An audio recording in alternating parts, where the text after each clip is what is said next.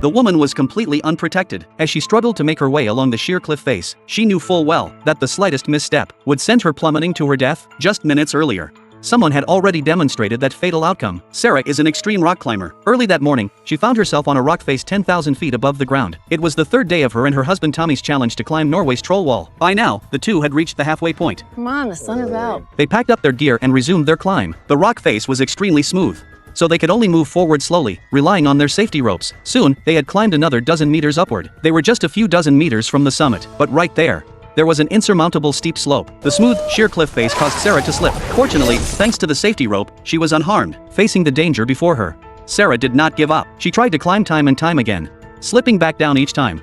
Yet she still could not make it across. Tommy, watching his wife's determination, hurriedly urged Sarah to stop there. I reckon we should call it a day. Final pitch, Tommy.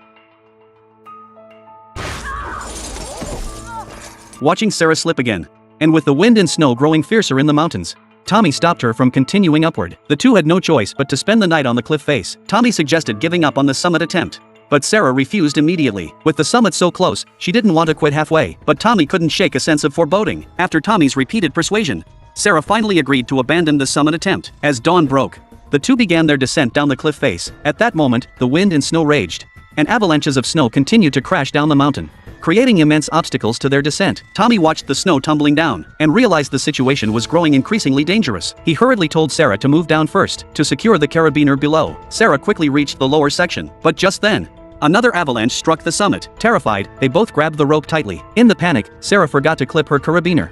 Are you okay? Tommy! Get down here! Did you tie a knot for this raft? Yeah! Shit! Tommy, wait! Just give me a sec!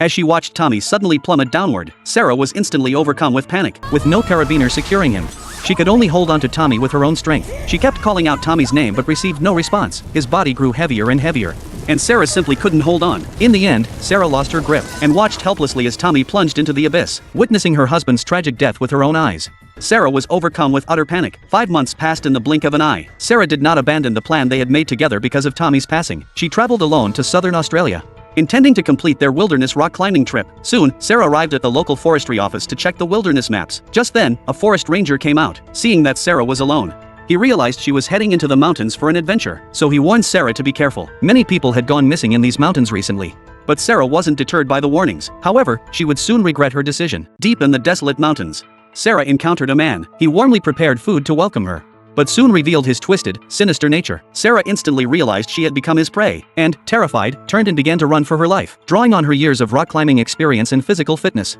she soon reached the summit. Once atop the cliff, Sarah scanned the forest to get her bearings, and quickly spotted the river below. She picked up her binoculars to look, only to discover with horror that Paul had already seen her. He knew these mountains like the back of his hand.